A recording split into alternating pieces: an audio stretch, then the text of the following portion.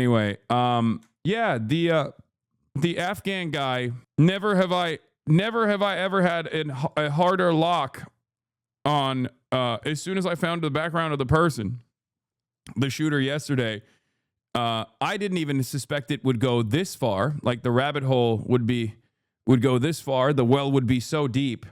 But because I thought it was just like regular resentment from. I thought it was regular old resentment from, a collaborator with the American forces that was now either having his friends and family members, after all the work that he put in, serving alongside the colonial occupation, okay, the imperialist forces in Afghanistan. I thought he was just like angry, resentful, and wanted revenge.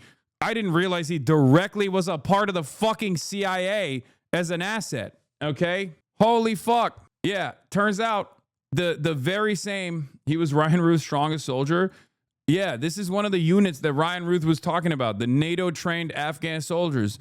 It turns out if Donald Trump had only sent him to Ukraine, as Ryan Ruth suggested, things would have been fine. Anyway, 01 unit, a CIA death squad in Afghanistan that performed night raids that killed kids. Yeah. He was also, by the way, Americans love talking about how like these barbaric forces use child soldiers. It turns out America is also just as barbaric in their utilization of child soldiers. Yeah, but we'll obviously talk about the background and the details and how hard the Republicans fucked this one up, as always. Immediately diving into conspiracies when it turns out there was plenty of real conspiracy, not a conspiracy theory, but real conspiracy. Anyway, yeah, a U.S. official says the Washington, D.C. shooting suspect was vetted by intelligence agencies and clean on all checks. Yeah, gonna need a live clip of Fox News finding that out. Good luck, absolute space girl. That clip is never gonna happen because they already dove heavily into, this is an Afghan illegal. Joe Brandon did this. And it's like, well, first of all, American foreign policy is uniparty, especially when it comes to cruelty in all of our colonial subjects, in all of our endless occupation and endless militarism around the world. So in that regard, make no mistake, Democrats are just to blame, as Republicans are on this one, okay? Having said that, Donald Trump's very own administration played a formative role in this person as well, in this person's development under Trump 1, and then certainly under Trump 2 as well, because he was fucking brought into the country and got his residency under Trump 2. So the idea that this guy was an illegal immigrant is fucking stupid. He was not. He is maybe perhaps too American. He got that American-style PTSD doing American shit in Afghanistan in spite of being an Afghan national. So, that's crazy that because of this, though, they're going to go along with their more white supremacist, white nativist attitudes, their white nativist anti-immigrant attitudes. In spite of the fact that, there needs to be a better assessment of how we got here. Yeah, that's another American Hassan and Joe Biden bringing in all the Muslims to do communism. Yeah, this is communism. Communism is when you work alongside the American occupation in Afghanistan and slaughter a bunch of Afghan nationals, get crippling PTSD, get evac into the United States of America, become a permanent resident, and then lose your fucking mind, American veteran style, and then shoot a bunch of National Guardsmen in the head. Your facts don't matter if I ignore them. It's true. It's true. So, in any case, let's get into it. We'll obviously start with some details on what took place. But he was 4 years old when 9/11 happened, and 15 when the CIA recruited him. Yeah. I mean, in some ways, he was destined to have an American veteran-style PTSD moment. I think his entire life was designed around this. But yeah, let's get started. On the shooting of 2 National Guard members in Washington, right near the White House. Jay O'Brien starts us off with the latest on the investigation. Good morning, Jay. Yeah, Rebecca, the scene is clear here now, but it was right at the entrance of this metro station where those two guardsmen were shot, ambushed in broad daylight. Our crew arriving here just moments after those shots rang out. A chaotic scene, people running for their lives. Other guards. I'm gonna keep it a $1.50.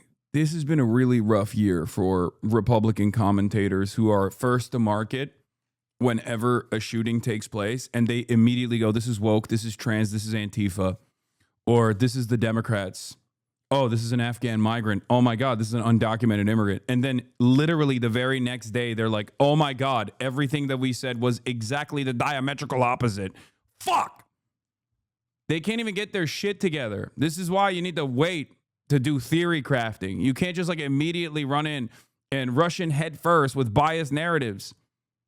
Okay? Not that it fucking matters to any of these goddamn losers, because they just go along and double down and triple down and quadruple down on this nonsensical bullshit that they're running with, and their audiences eat that slop up. But having said that, if you are even remotely invested in the truth, oftentimes these kinds of narratives fall flat. Been sprinting from parts of D.C. to attend to their wounded comrades. The FBI director now saying this is being investigated as a possible act of terrorism. This morning, new details emerging after a gunman shot two National Guardsmen in the heart of the nation's capital, just a block away from the White House, in what investigators are now calling a targeted attack. The National Guard shot in the head. The two guardsmen currently in critical condition, identified as 20-year-old Sarah Beckstrom and 24-year-old Andrew Wolf. Law enforcement identifying the lone suspect as 29-year-old Ramanullah Lakanwal, an Afghan national who came to the United States in 2021. What we know about him is that he drove his vehicle across country from the state of Washington with the intended... Fucking awesome, by the way. Having Janine Pirro be the guy. It's like Kash Patel, Janine Pirro, Pete Hegseth. What the fuck are we doing, dude? It's crazy. I know it's just like my issue here is minor. It's just like purely built around aesthetics, but a wild set of circumstances. Release Bongino, he's tired as fuck. Yeah, no. A target of coming to our nation's capital. The CIA director saying this morning, quote, the Biden administration justified bringing the alleged shooter to the United States in September 2021 due to his prior work with the U.S. government, including CIA. Sources telling ABC News Lakanwal was later granted asylum in April 2025 by the Trump administration. Investigators saying the shooter deliberately targeted the two guardsmen as they stood outside a busy metro station. Conspiracy theory about this? I mean, isn't the name Ramanullah Lakanwal the name of a cricket player or something? That's what people were saying. So it's like, or a rugby player or something.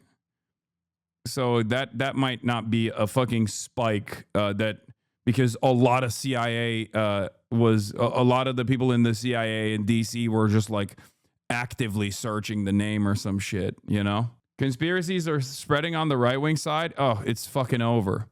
So are we ready to revisit that one time that days before Charlie Kirk was murdered, someone in Israel Googled the exact house number and street name and address where Tyler Robinson planted? Also the names of all the surgeons at the hospital, the buildings at the UVU, senior political. Oh, God. Okay.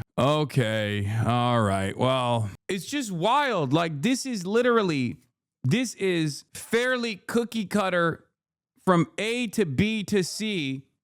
Like, guy who is activated and resentful. Like, the conspiracy here is like CIA actions causing blowback on American soil.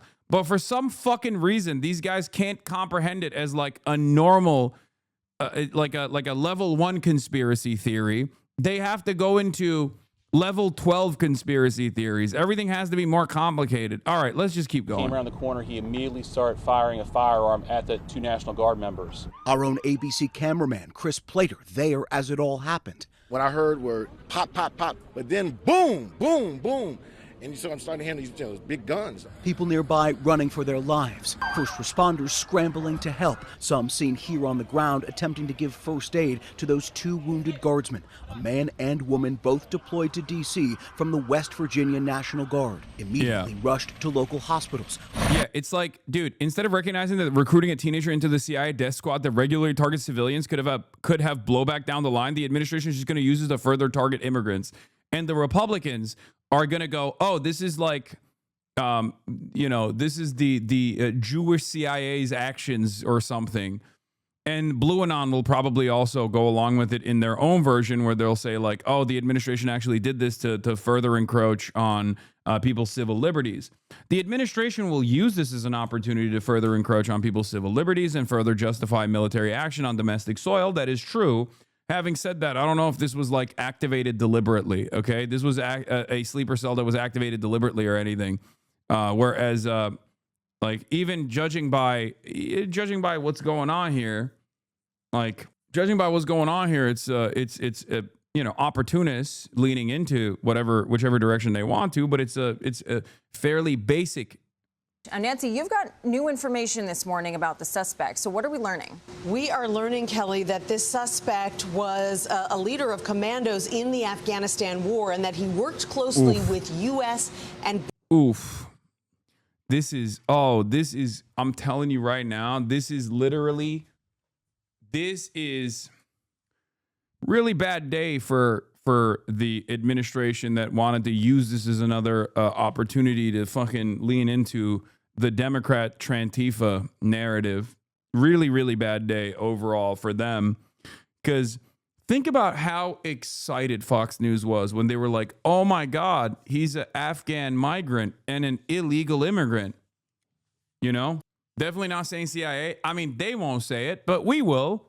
Actually, even the New York Times reported on the fact that he was CIA for the record. So just going to point that out. It's definitely, he was our guy. He was our guy, the most our guy that you can have. A DHS official tells CBS News the suspected gunman was granted asylum earlier this year on humanitarian grounds. One of the suspect's former Afghan colleagues tells CBS News the suspect... I did tell you. As soon as his background was revealed and all the dumbest motherfuckers were like, oh, he's an illegal immigrant from Afghanistan. As soon as his background was revealed and he was Afghan, it was fairly clear that he was going to be a collaborator of U.S. forces. Because there's not that many, like, unless you're talking about immediate family members that like lucked in, there's not a lot of fucking Afghan refugees that America brings into U.S. soil. Okay, there's a reason why the likelihood that he would have been an illegal immigrant would be fairly low because of where he's coming from. America is not exactly the most open-minded when it comes to allowing giving refugee status to people in areas that we have destroyed and dominated. As a matter of fact, many people who did actually work as translators or even had deeper collaboration with the U.S. forces in Afghanistan didn't even get the privilege of coming to the United States of America. CIA Director John Ratcliffe said the suspect had worked with the CIA during the war, an arrangement that would have almost certainly required him to be vetted by the agency at the time. Yeah, I read this as no different than an American veteran getting PTSD and doing something like this. It's a very American style. It's a very American style crime. Perhaps the most American style, like veteran with PTSD going rogue, seeing red. The former colleague says the suspect was a, quote, tough and solid commander who fought against the Taliban and helped escort and protect supply convoys. That same former colleague says the suspect had been deeply troubled and upset after the killing of a close friend who who was also a commander in Pakistan by unknown armed men. Last night in a social media post, President Trump says that he wants to re-examine every single person who came to the U.S. from Afghanistan during the Biden administration. He also said that he is requesting that an additional 500 National Guard members be deployed to the nation's capital in the wake of this shooting. Adriana. In a monstrous. I mean, yeah, don't let the admin. The admin is not going to waste this, though. They're going to fucking use this to continue along with whatever narratives they have. They're gonna utilize this to justify further troop presence on U.S. soil. You know, it's just they're opportunists. I mean, they try to do it with the Charlie Kirk thing too, except given the nature of Republican messaging here and the media environment. Especially on the independent side here, I think it's going to fall flat again because the Republicans are going to see this, like the MAGA Twitter guys are going to see this and go, oh, this is like, you know, deep state CIA, false flag, somehow, bring this back to Israel or something. The CIA is working alongside the Jews. I don't fucking know. But like they are too disorganized to actually to tunnel in on an appropriate unified message here. Ambush style attack. Just who the fuck takes MAGA Twitter seriously, brother? Who do you think is the president? The fucking director of the FBI is a cryptocurrency podcast guy. The deputy director is a Fox News personality. The secretary of War, previously known as the Secretary of Defense, is another Fox News weekend personality. The Attorney General of DC is another Fox News personality. This is the only era where I always say Twitter is not real life, but the only time when like Twitter becomes real life is because of these fucking charlatans. They do actually care about the expressions of ultra racist sentiment on Twitter. They're dialed in on that shit. They'd been deputized as part of the most successful public safety and national security mission in the history of our nation's capital. Well, I wouldn't say it's very successful. The D.C. Safe and Beautiful Task Force. As President of the United States, I am determined to ensure that the animal who perpetrated this atrocity pays the steepest possible price.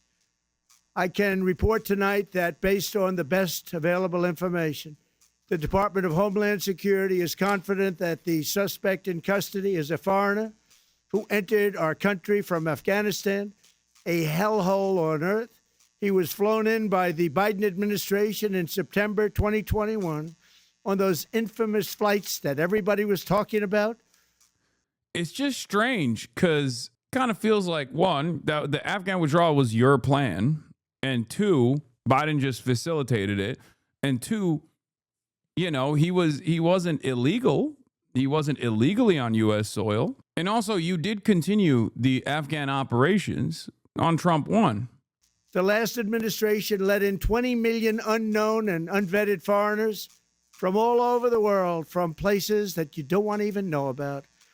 No country can tolerate such a risk to our very survival.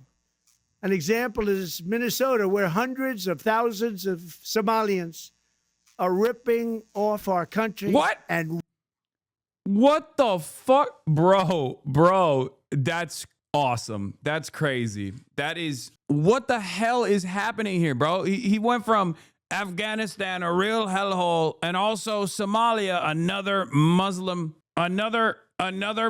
nation. Think about it. All the Muslims, they're all doing Muslim-style violence all the time.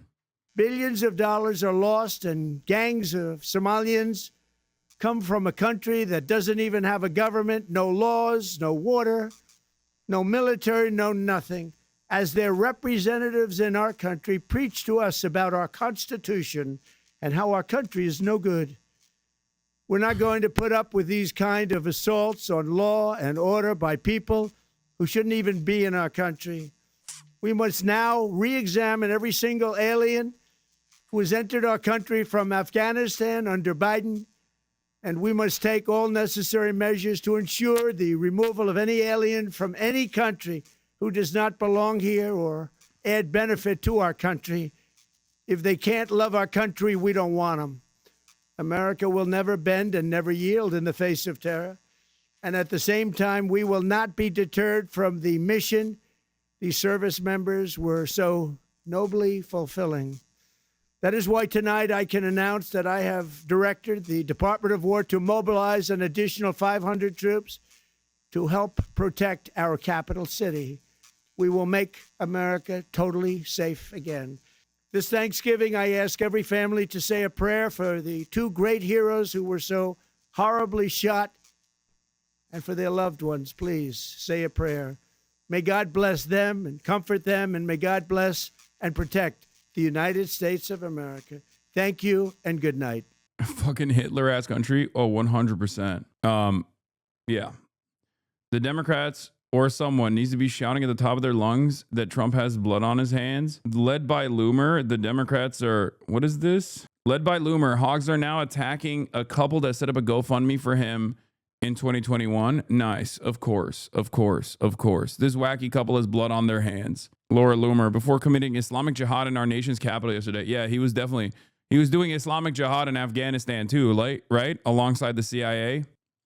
Let's actually first go into the Afghan zero unit night raids, okay? ProPublica, the New Yorker, made this animated movie, 16 minutes long, this animated piece, covering the details of zero unit. Why am I talking about this? Well, it's because Rahmanullah Lakanwal was the Afghan man suspected of shooting two National Guard members, was in a CIA-trained group called Zero Units, also known as Ruthless Death Squads. This is Edward Wong's reporting. No one can predict how someone who kills in war or sees its horrors will change. Okay? These are CIA-backed units that would pluck young Afghans, including Rahmanullah, who was 15 at the time, apparently, when he was groomed to become a CIA death squad mercenary. Okay, at the behest of the American forces, a child soldier. And for those of you who are unfamiliar, we will take a look at the background and what the Zero Units did. The Night Doctrine, ProPublica's first animated documentary, traces the story of Lindsay Billing, a young British journalist of Afghan Pakistani origins who returns to Afghanistan to find out who killed her family 30 years earlier, only to stumble upon a secretive U.S.-backed program killing hundreds of civilians. Okay? This is what a lot of the... I think Seth Harp's work on this is interesting as well.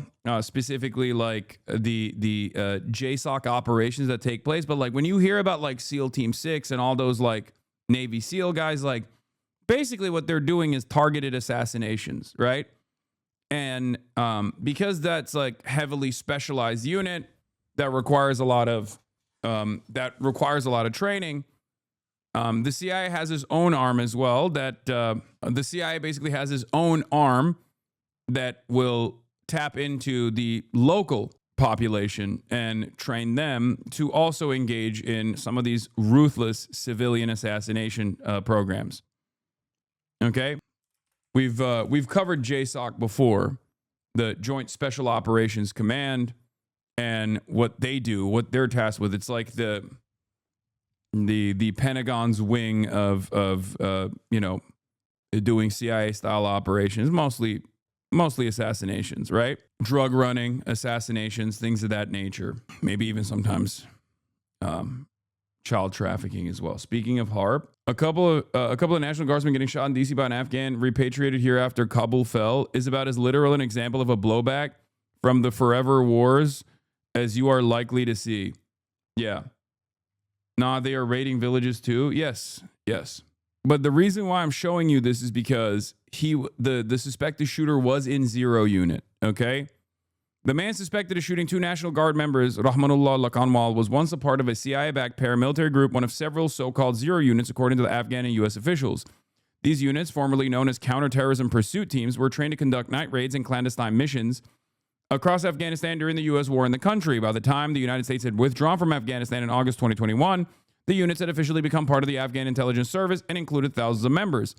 As the Afghan military dissolved and the U.S. military scrambled to evacuate thousands of people during the Taliban's rapid takeover, the Zero units were essential to securing the remaining U.S. and NATO bases in Kabul, Afghanistan's capital. For some Zero unit members, this ensured their eventual evacuation into the United States. Mr. Lakanwal was assigned to the 03 unit, according to an Afghan intelligence official speaking on condition of anonymity because he wasn't allowed to comment publicly on the issue. The unit was responsible for operations around the southern province of Kandahar and beyond. Though the unit was based in the south, much of its leadership and members like Mr. Lakanwal were from Afghanistan's east. After the Taliban took over Afghanistan, many of the unit's members were evacuated with the United States' help, including its last commander, and resettled in the Seattle area. Several former members of the Zero unit living in the United States were terrified by what had happened. Reached by phone, they said they were trying to live like responsible citizens, working to build a life from scratch. The Zero units were largely recruited, trained, and equipped, and overseen by the CIA, according to Human Rights Watch. U.S. Special Operations Forces working with the CIA also provided the units with ground support and intelligence during their operations. By the way, the New York Times won't say it, but I will. Their operations are just murdering civilians. Okay? Just so you know. Like, the New York Times is dancing around the subject matter, but most of it is just murdering people, okay? Door knocking, busting through doors, and just assassinating people. The units, however, operated largely outside a normal chain of command of the United States and Afghan forces.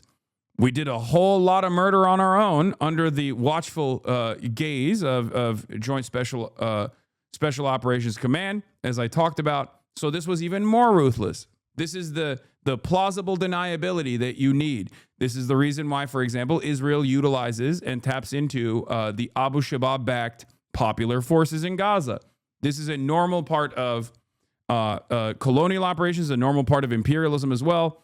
They will get locals. They'll get pliant locals. They'll either take advantage of like the sectarian tensions that exist in whichever country that they are choosing to dominate, or they will get a bunch of desperate people early on, sometimes even as child soldiers, like this guy who was 15.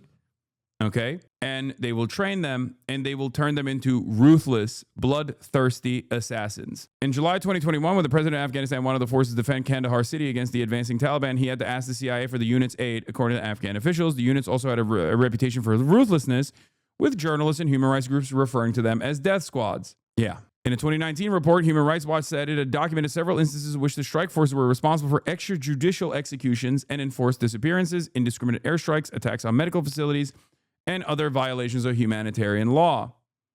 Okay?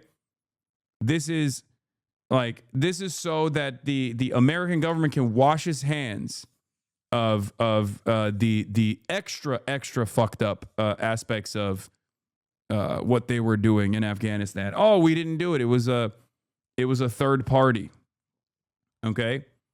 That's how you do it. You know, you delegate some of the more ruthless parts of your imprecise murder operations to the locals that you have trained specifically to do this. The reason why I think it's important to understand that is because you got to understand the mindset of this person, like how we got here. Okay, especially when the regular forces in Afghanistan were also engaging in wanton acts of violence and cruelty and death, indiscriminate death and destruction.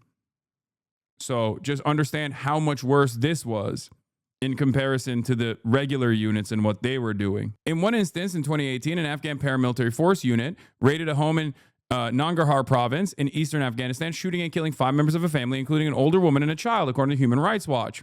Taliban officials have also condemned the units. On Thursday, an official in Nangarhar accused the group of looting during the fall of the U.S.-backed government.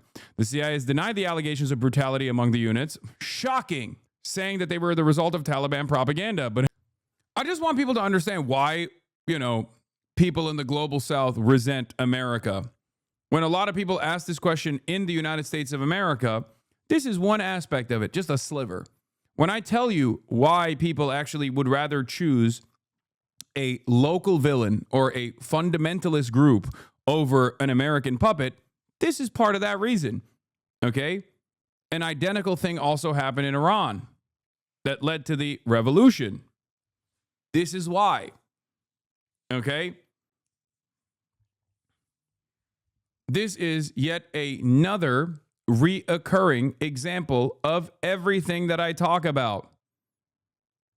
Literally everything that I talk about. Do you understand?